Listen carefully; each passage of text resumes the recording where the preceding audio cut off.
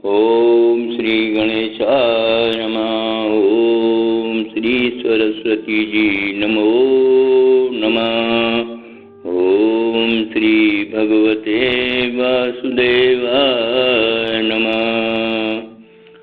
प्रिय साथियों, श्रोतागणों, मैं पवित्र रामायण की कुछ मुख्य अंश अपनी अधूरी जानकारी अनुसार सीधी सादी टूटी फूटी वाणी में आपको सुना चुका हूँ। अब महाभारत कथा महाकाव्य के भी कुछ अंश सुनाना चाहूँगा। आशा है आप सुनेंगे। महाभारत महाग्रंथ कथा के रचयिता महर्षि वेद व्यास जी हैं। प्राचीन काल में दुष्यंत महान सम्राट हुए। उनकी पत्नी शकुंतला थी। दुष्यंत के भरत हुए, वो भी बड़े न्यायप्रिय प्रजापालक राजा हुए। इतिहास में उनका नाम अमर है। उन्होंने अपने पुत्रों को योग्य न समझ दूसरे भारद्वाज पुत्र अभिमन्यु को राज सत्ता दी। आगे चलकर रक्ष से भीमसेन, भीमसेन से दिलीप, दिलीप से प्रतीप हुए और उनसे 3 पुत्र देवापी, शांतनु व बाहिलिक हुए।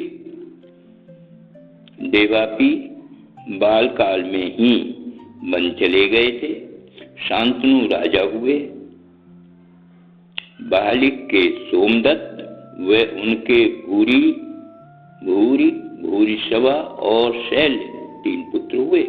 महाभारत द्वापर युग में अब से करीब 5000 वर्ष पुराना महायुद्ध है। इसमें देश के ही नहीं वरन कई विदेशी राजाओं ने भी भाग लिया। यह युद्ध धृतराष्ट्र के पुत्रों तथा उनके चचेरे भाई पांडवों के मध्य ईर्ष्या, द्वेष, कुंठा आदि का प्रतिफल था। धृतराष्ट्र जन्म से अंधे होने के कारण बड़ा होते हुए राजा नहीं हो पाए थे। पांडु राजा बने थे। धृतराष्ट्र के मन में निरंतर पांडवों के प्रति ईर्ष्या रही।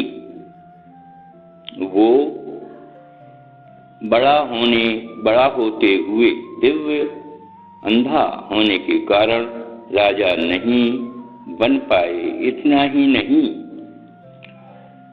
वो अपने बाद भी अपने ज्येष्ठ पुत्र दुर्योधन को राजा बना देखना चाहते थे। पांडु की मृत्यु बहुत कम आयु में हो गई थी, जिससे पांडवों की देखभाल धृतराष्ट्र की देखरेख में हुई। धृतराष्ट्र को कुछ अवधि के लिए राजा बना दिया गया था, जिससे उनका सिंहासन मोह और बढ़ गया था। दोनों परिवारों के कुमारों ने एक साथ राजमहल में शिक्षा गुरु द्रोण से सैन्य शिक्षा ली। भीष्म पितामह उनके परामर्शदाता थे। श्री कृष्ण भी समकालीन राजकुमार थे। वो संबंधी के नाते कुंती पांडवों की माता के भतीजे थे। वो संबंधी व धर्म पालक होने के कारण सच्चाई पर चलने वाले पांडु पुत्रों का पक्ष ले उनकी रक्षा की।